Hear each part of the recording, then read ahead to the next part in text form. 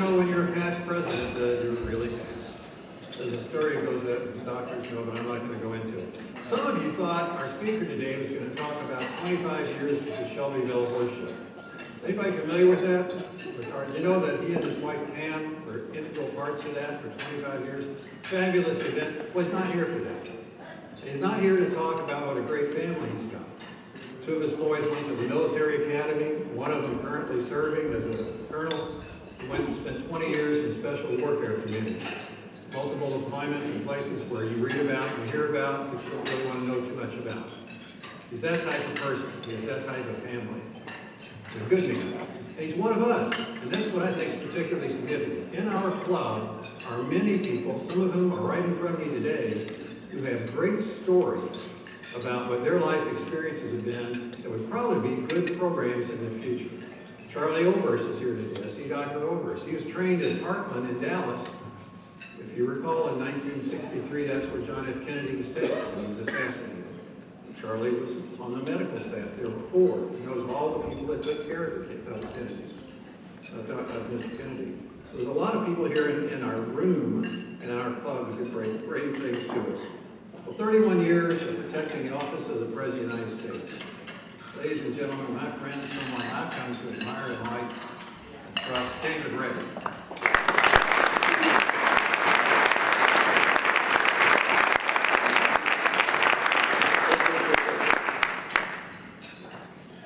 So it's an honor and pleasure to be here today. As Randy said, I'm an 84 Kentuckian, was raised in the Middle Bend area, graduated from Center College and went off to work in North Carolina out of school. I worked there about 3.5 years, and this was October of 1963. And I was not happy in the tobacco industry, so I called a good friend by the name of Frank Yeager. Some of you may know him. Frank was a Louisvillian, fellow teammate at Center College. We played football together, and he and I stayed in contact. So I called him. He was on the President's detail, President Kennedy's detail of the Secret Service, and told him that I needed something to do. I was not interested in my career at that point, and could he suggest something?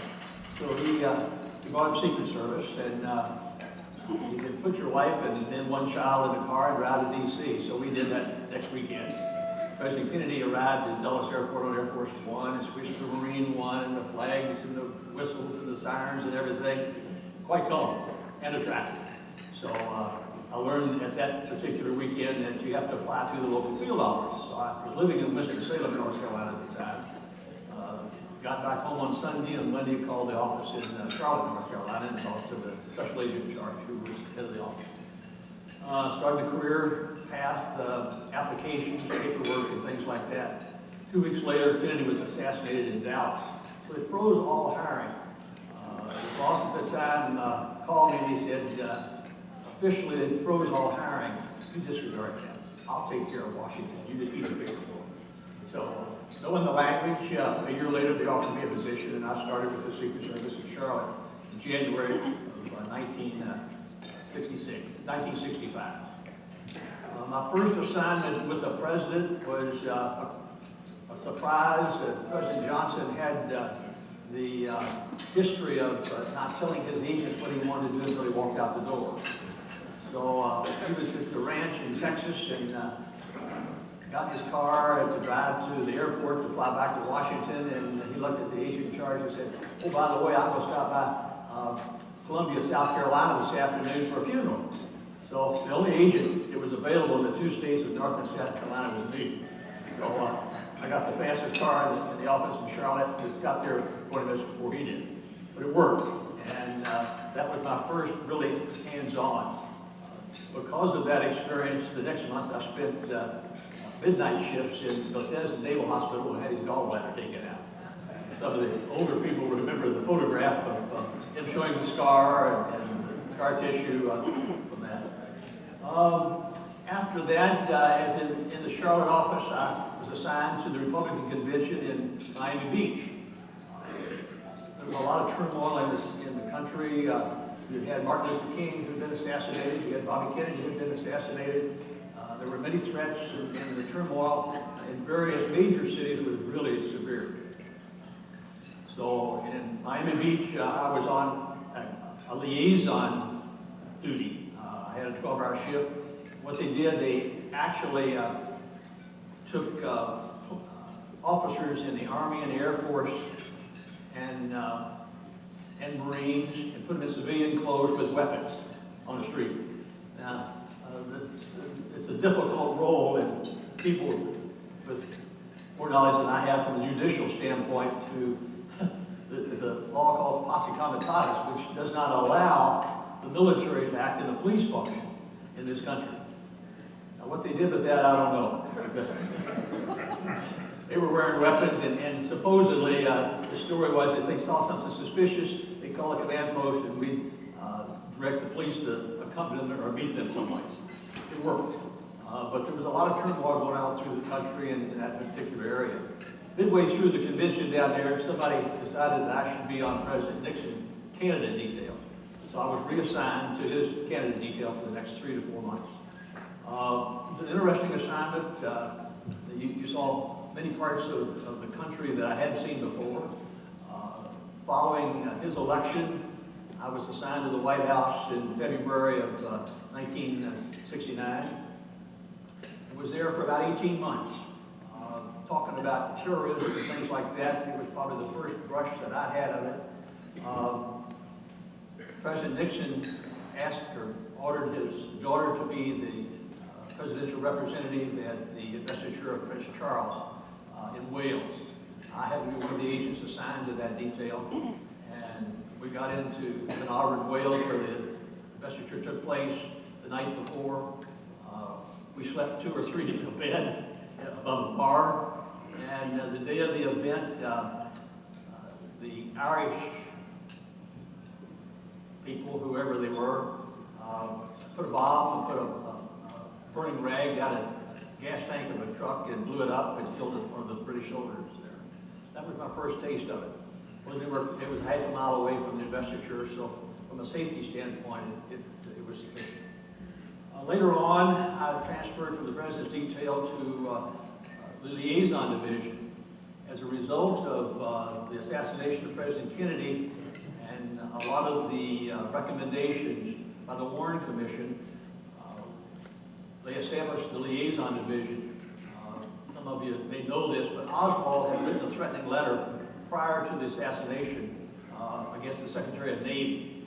It never did transmit through the wherewithal of intelligence services in the federal government, FBI, Secret Service, NCIS. It didn't surface, so anybody recognized that all the right hands. So because of that, the Secret Service established a liaison division. The offices I was responsible for was the Capitol Hill offices, Department of Defense, Agriculture, and a few other personnel offices. So if there was a question or problem going back and forth between those offices and the Secret Service, I was a representative, either to go up and see what the problem was, come up with an answer, and go from there. In the middle of that, in early '71, 4 aircraft were hijacked in Amman, Jordan. 3 were American carriers, 1 was a foreign carrier. They hijacked the planes on the tarmac, allowed the passengers and crew to disembark, and then blew up 3 of the 4 planes there. The 4th was a Pan Am flight. They allowed and hijacked it to Cairo, landed in Cairo, and disembarked the passengers and crew, and then blew it up. So within 48 hours, they assembled 200 federal agents, and I was one of them, to go aboard all international flights. They took us to New York, and for the next few days, 12 to 15 hours, we had a walkthrough, really, and some training sessions on airplanes, where to shoot, where not to shoot, some of the things like that. So after the 2 days spent, we began flying internationally. So we flew every day on an international flight. Flew to Europe, spent the night, flew back. Pan Am happened to be the airline that I was linked up with, and it worked well. I was on it for 30 days. The last day, I flew a Pan Am flight from Paris to Dulles. Paris to now Ronald Reagan Airport, to Washington National Airport. It's a Pan Am flight, and we were about halfway to this country, and the pilot, I'd known who he was. He had been the pilot of the Pan Am flight that was blew up in Cairo. Good man. And his flight deck crew was all his people. About halfway back, he turned to me and said, let's talk a little bit. So we talked a little bit about what went on and how they did things. And then he said, you know, the purser for that flight is aboard here, and he's really worried. And I said, point it out to me. So we went back and talked to him, and he was emotionally distraught. He was in really bad shape. So, unknown to him, we got Secret Service and Pan Am officials and medical people met him at the plane in Washington. It worked. I mean, didn't read about it, didn't hear about it, but he got his right treatment, and it was handled in such a manner that professionally that was addressed. But again, that's part of the terrorism. These were Hamas terrorists who attacked the plane. And Hamas at that point, late 60s and early 70s, were very prominent in the terrorist world. To go on with some of from President Nixon's detail, I actually was with him when he resigned on Air Force One, and it became 27,000. I was out in California with him for 10 days, and at the end of 10 days, things began to cool down just a little bit. So they brought me back to Washington, and I was on Nelson Rockefeller's detail when he was vice president for about 18 months. Now let me catch up with you. There's supposed to be some slides in here. I'm kind of blown past. First is this statement about Bill Hankinson. Hankinson and I worked together in several assignments in Washington, D.C., and he wrote this statement from a professional standpoint. If history proves we have error, let it be said that error was on the side of caution and not on the side of judgment. I'll tell you a quick story, and I'm kind of jumping around a little bit, but later on I had an assignment. I was in the Dignitary Protective Division in Washington, D.C., and in that assignment, we protected visiting heads of state and heads of government from all over the world. So the first state visit from Israel that President Carter had was Prime Minister Begin. And he was in town for 4 days. It was a big deal from a presidential standpoint. It was a big deal from a Secret Service standpoint.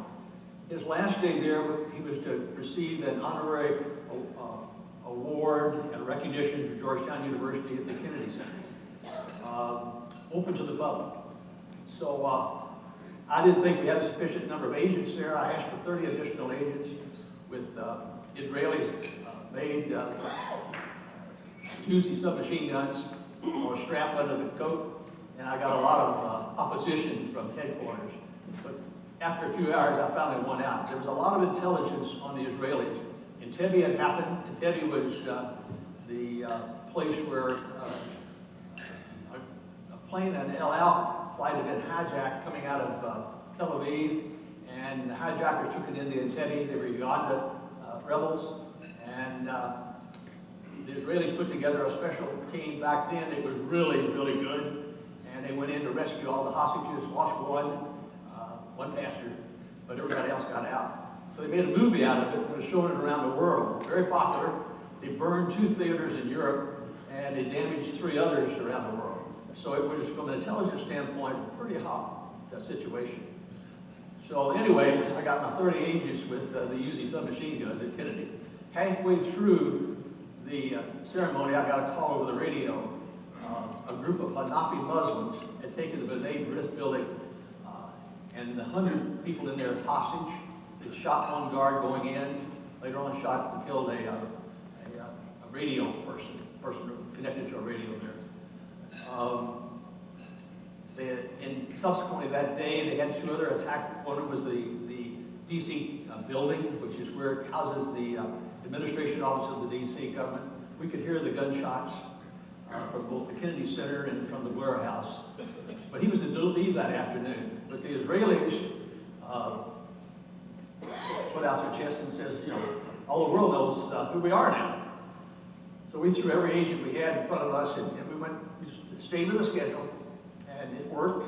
We got back in the warehouse, and as I said, you could hear the gunshots at the courthouse. They tried to kidnap the mayor. Didn't get him, killed one going in. But normally, at the end of a state visit like that, the principal, in this case the prime minister, would get aboard a helicopter as a reflecting pool and fly out to Andrews. We simulated that, but kept him in the car and drove him out, and it all worked out fine. But it's one of those things that from a preparation standpoint, you were ready. And I refer back to that. Aaron was on the side of caution, not on the side of judgment. Was there ever any connection actually between the attack by the Hanafi Muslims and Reagan? Yes. They tried to talk to him. Make the long story short, they didn't because of their money. It worked out. To go on with some of the things that, from an experience standpoint, the next slide. These are the 4 of the 7 presidents I protected during my career with the Secret Service. Reagan, of course, from 81 to 86 when I transferred to Louisville. Jerry Ford in the mid-70s. Jimmy Carter from 76 to 80, and of course Richard Nixon from 69 when he was inaugurated to 74 when he left office. The day that he resigned, the 9th August of 1974, I was with him aboard Air Force One, and in flight between Andrews Air Force Base and California. That flight, because his resignation took place halfway there, the flight became 27,000. And I was with him for the first 10 days because I knew the staff, I knew the family, and they knew me. So I was out there for that period of time. Then came back to Washington, D.C., was on Nelson Rockefeller's detail for about a year and a half. And then went to the Dignitary Protected Division. This was at the conclusion of the Camp David Peace Conference by President Carter, which was an interesting assignment. It was supposed to be for 5 days at Camp David. We were there 17 days.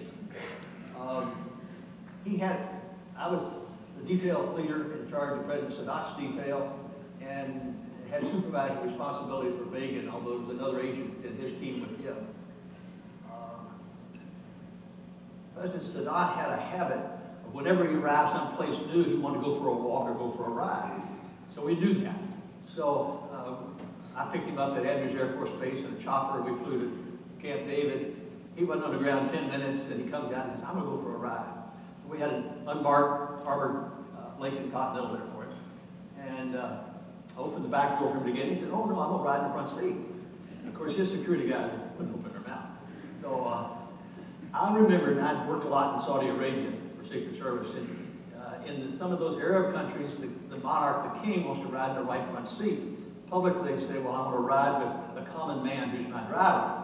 Well, they can see more if they can be seen more up there. But anyway, we talked back and forth, and I was losing the argument, I know, but I tried. And I finally said, "Well, Mr. President, if you ride up front, where am I going to ride?" So you ride in the back. I said, "Well, give me just a few minutes." I went back and talked to the crew of the follow-up and the other surrounding cars that would be part of our motor committee.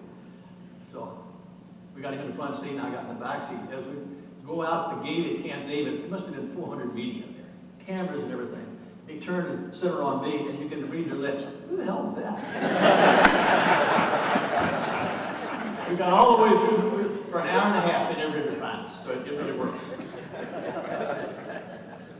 Later on, about 10 or 12 days into the Camp David Peace Treaty, I was staying at night in a cabin on the premises there.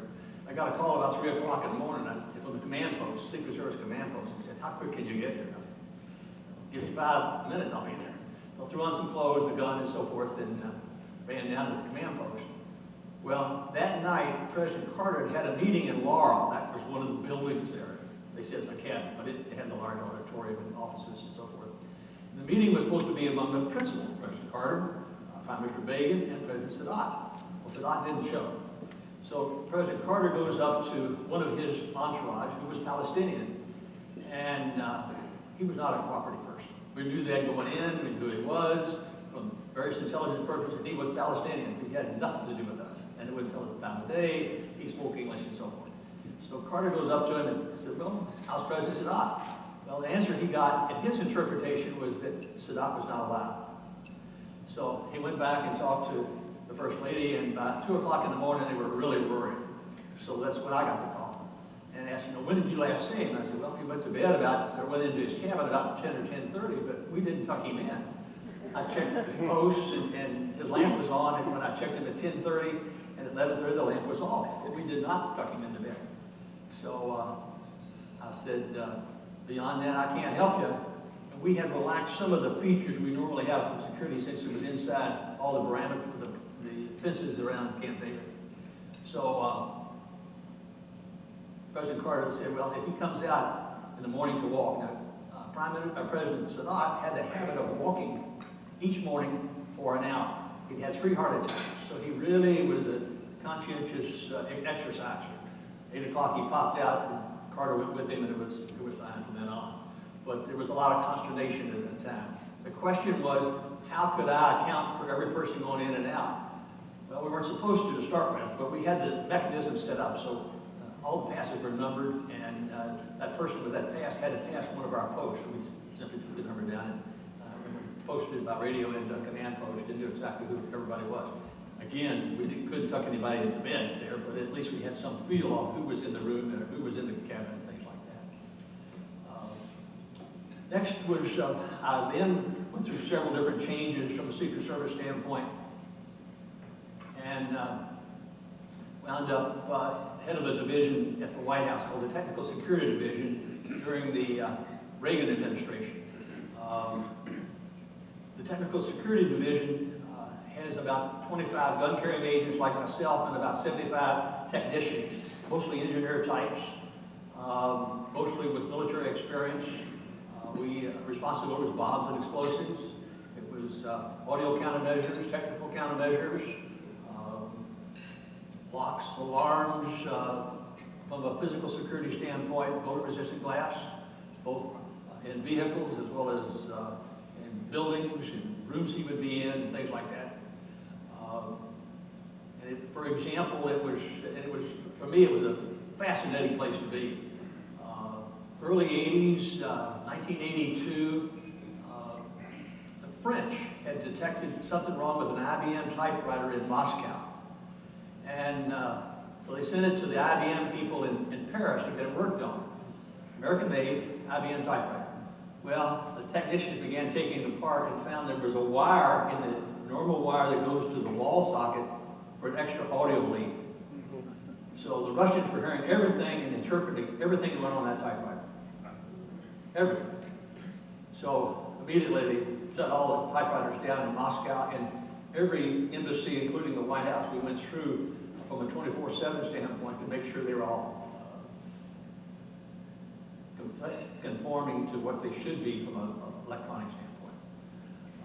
We didn't find any more, but that's one of the technical things that you run into. The man that found it was an NSA guy, one of our guys. So I had him come over and sit down and give us a briefing on how he found it. And they kind of felt like there was a leak coming out of the embassy in Moscow, but didn't know how, when, or where, whether it was a physical leak or electronic leak or what. He was suspicious of the attic area up there. It had a brick wall there. So he sprinkled the dust, this fluorescent dust that you can put a light on later on, and it would show if anybody's walked on that dust. So he scattered this effervescent dust on the floor. Came back the next morning, you could see shoe prints coming from that brick wall. So he knew that's how they were getting in and out. But he was a rebel in his own side. He was a good guy and a good guy to listen to, but you could see that from a government standpoint, he wouldn't take no easily. So it was the kind of person that we really benefited from. In 1983, President Reagan decided to spend Thanksgiving in California. And we had 3 viable threats we felt like against the presidency. One CIA, one FBI, and one Iran. We lost the U.S. Embassy in Beirut that spring. We lost the Marine barracks at it that fall in Beirut. So the intelligence climate was really tough. So we decided the day before Thanksgiving to harden the White House. The quickest thing were sand trucks. So we got 20 Park Service dump trucks loaded with sand and gravel for the wintertime, started blocking the entrances into the White House complex. Press were gone, so we knew we had 24 hours before we would get any heat on it. We told the powers to be what we were doing and why they were doing. Everybody agreed to it. On Friday, we had cranes in there and concrete barriers. So within that weekend, it was Saturday before the press began to smell something. So we responded and we were taking adequate measures. Well, most of the time back then, you know, they would accept things, except around the White House. The White House is such a monument that any change in the fence or the sidewalk, it's riddled with government red tape. For example, around the White House, the Secret Services are responsible inside the fence.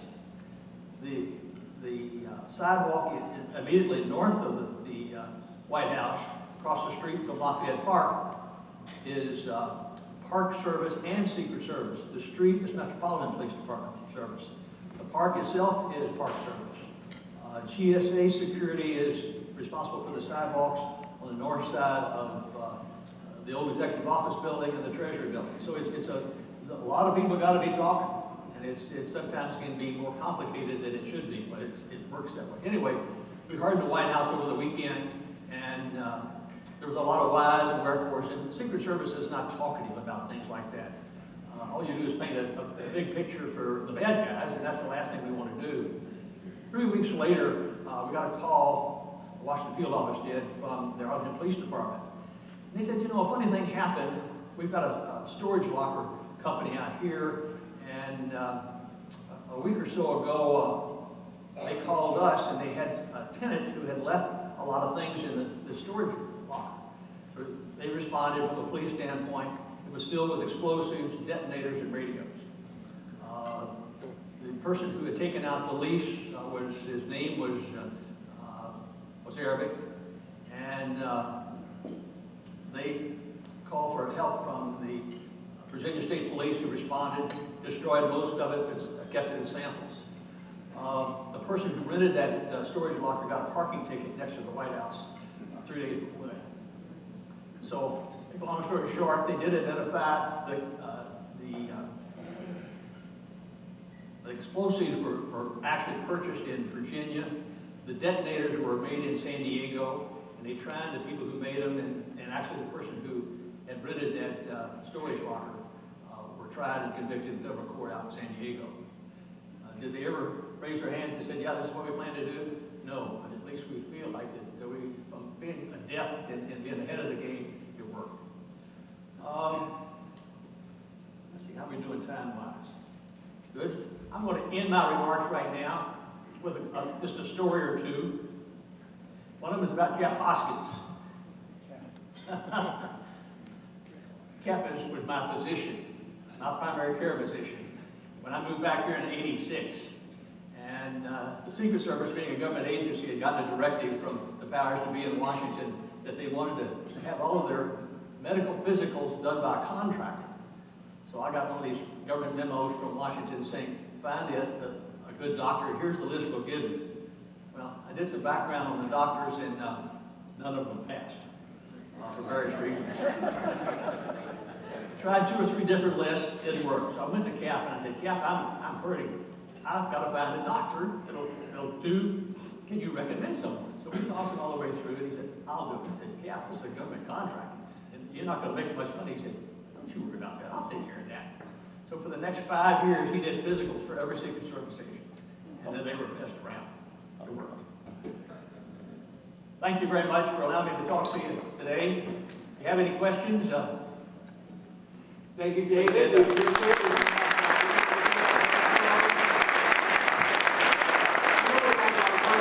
ask you first, since you worked with a lot of presidents, whom did you like the best?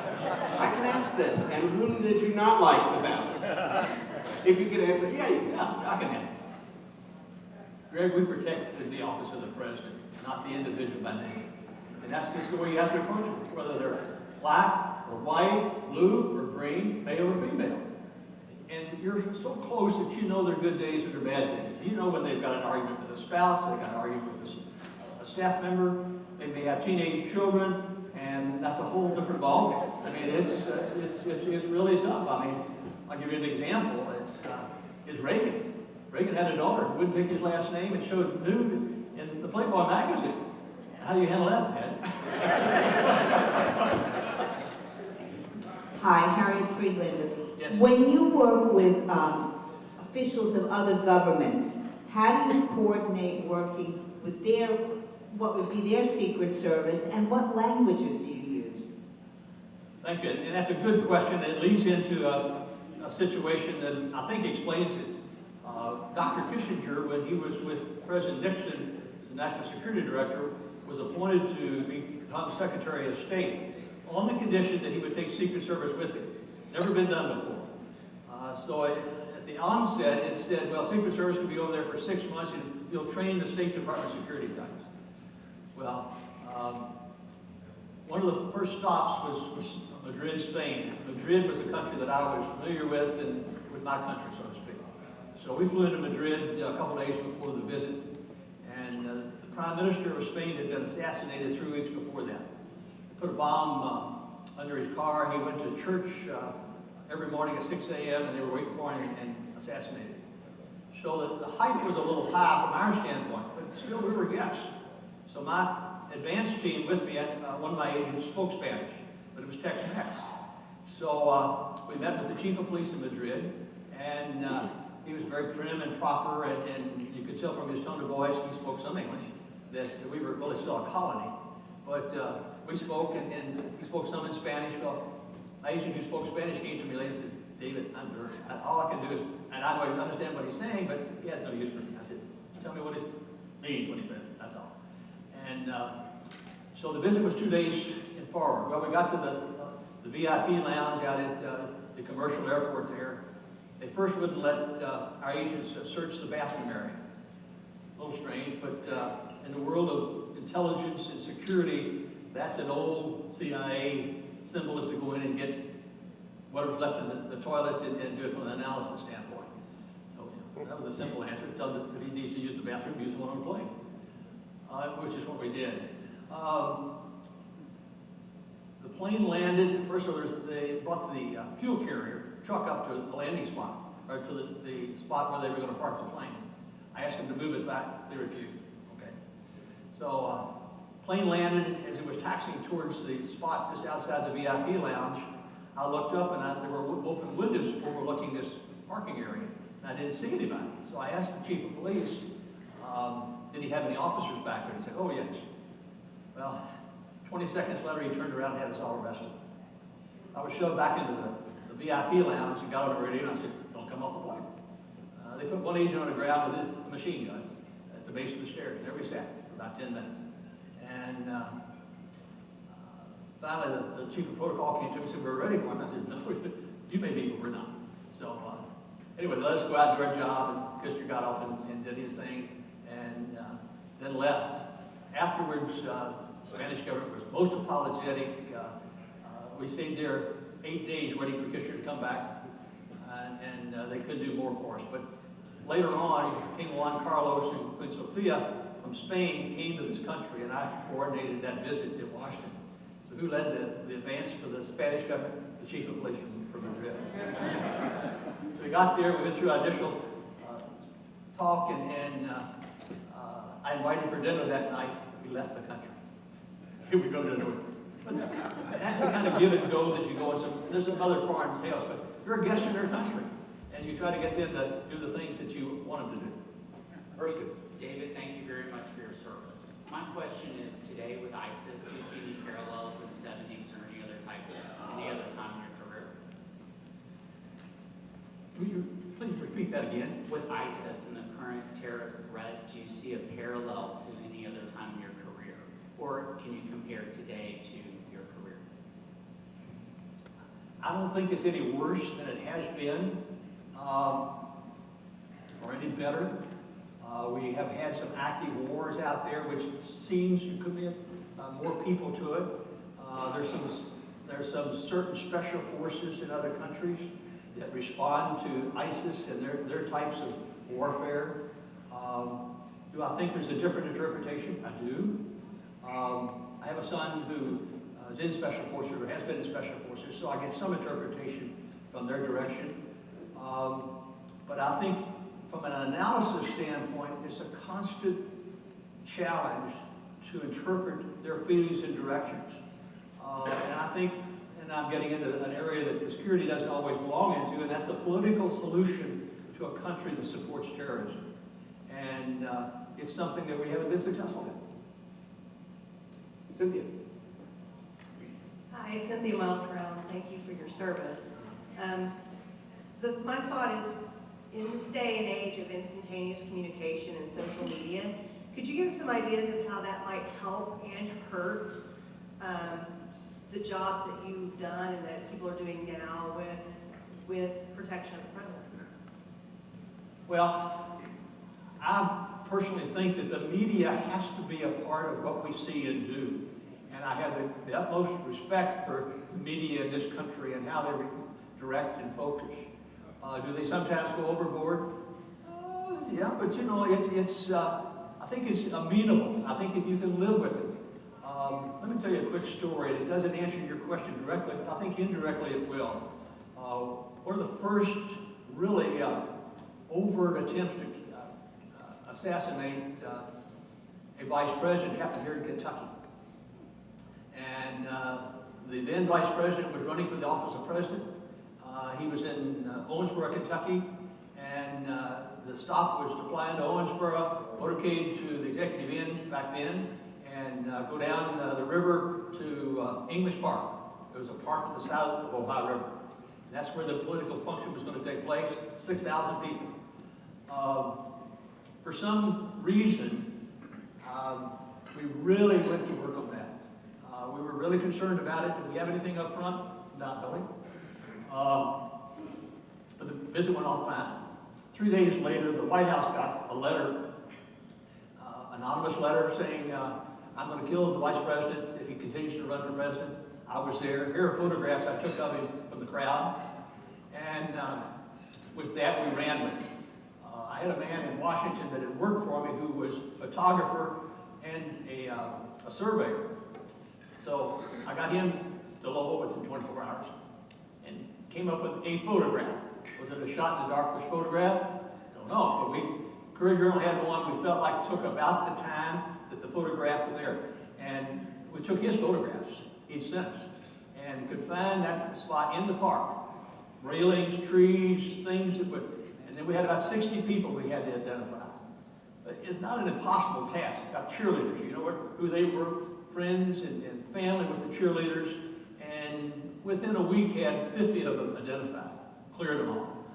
We thought we had one. He was a big man, about over 6'5", and had a camera around his shoulder and so forth. Found him through a big and tall shop in Evansville, Indiana.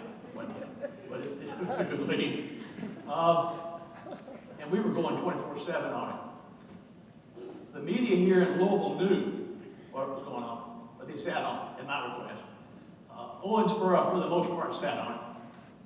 Somehow or another, the sheriff got information to the local paper down there. They were dying to run it. And I even had the media here, not at my request, call Owensboro to try, because I was afraid if it got to the press, the guy would run. We never would find Animal, whoever it was. So they finally ran it. 6 hours later, we got a call into the police department in Owensboro from a man's half-brother. He said, you better talk to my half-brother. Well, it was him. We found him, and he'd thrown the 45. He had a 45, and he'd thrown it in the river as soon as he read the report. But we caught him before he got away, and without going to the minute details, but he was convicted, federal court, went to the federal prison north of Raleigh, which is a medical facility, for a couple of years, came back, wrote 300 threat letters to the White House, rearrested, went through Western Kentucky State Hospital, and after a month there, the doctor said, I think he needs to go home. I think he'll be okay now. He was home 2 weeks. He called the FBI in Owensboro and said, I'm on my way down to kill you. And he gets down there and goes to his probation officer, federal probation officer, pulls a gun and says, I'm here to kill you. The probation officer had enough sense to talk him down and got behind his desk. He had a knee hole panic button, hit that panic button, and an off-duty Davies County sheriff officer was working at courthouse security that day, responded and subdued him. One shot, nobody hurt him. So the media in that case did help us, but we had to work it or orchestrate it so we benefited as well as they did. That answer your question? Wow. Mr. Ray, I'm Dick Clay. Thank you so much. There's a book that's long since out of print, but it's called Starling of the White House. And I had that book. Yeah. For those of you who don't know, he was from Hopkinsville. Yep. And he was a Secret Service man for Presidents Taft, Harding, Coolidge, Hoover, and FDR. If I left somebody out. In any event, I think my question for you is, when I read that book in middle school in Hopkinsville, what came across to me was the amazing affection and warmth that he felt for President Coolidge. Yeah. Did you have any presidents, not telling us who was your favorite, but who were unusually warm and welcoming to you? I don't think so. I can tell you a couple stories, but there is a point professionally where I didn't want someone to come close to me. From a length of time, I probably was with the Nixon family and staff from a month to month more than anybody else, but I was also with Reagan for 5.5 years. And there is a sense right there professionally that you want to keep them at arm's distance. That's it. And I think you're only as good as that. This service has been built on such a statute that those types of things come to surface pretty quick. And the service recognizes that, and that's probably the reason for a quick transfer. And do you have ones that you're more friendly with? Yes, but I wasn't hired to be a friend. I was hired to protect somebody. And every agent should feel that way. Does it sometimes get too close? Yes, then they're gone. And it's a natural instinct. As to the pros and the cons, Reagan was really good. I mean, I've seen him in a couple of situations. He never did lose it. I mean, never did. I was with him in Geneva when he met Gorbachev for the first time. And things were going that way and this way. And he didn't lose his cool at all. It was good. He was working in his office one day in the White House, and the Technical Security Division, the division that I was in charge of, responsibility was to check telephones for bugs and things that had happened to compromise telephones and things like that. But at that point, we used a spectrum analyzer, which is, the spectrum analyzer is a machine that alternates and checks at various inputs from an electronic device. And make a long story short, they didn't calibrate it correctly, and we cut his telephone call. And so the guys had to walk up to the secretary, his personal secretary, and said, was talking on the phone, but we've cut it off. We're very sorry, but he wasn't hung up on it. It was our fault. She said, well, go tell him. So then they walked to the White House, the Oval Office, and told him what happened. He said, guys, don't worry about that. Tell me exactly what you did. So we talked him all the way, they talked him all the way through it. And he said, do you do it out to ranch? And we said, yes, sir. Do you mind if I watch? No. So they got back and told us what happened. So we were ready for him. Next time we went to the ranch outside of Santa Barbara, we went there 5 minutes and wanted to go down to that little building there we were. And he was there an hour. Talked him all the way through it. Never lost his cool. Knew why we did it and what we did. We did change the methods on how we did the spectrum analyzer. I think you'd be doing the nation a favor if you write your memoirs. I'm not a book writer. Thank you so much. We're really don't forget about the language guests. The table is open, and what is Rotary for a guest? I hope everyone has a great weekend. This meeting is adjourned. Have a good week.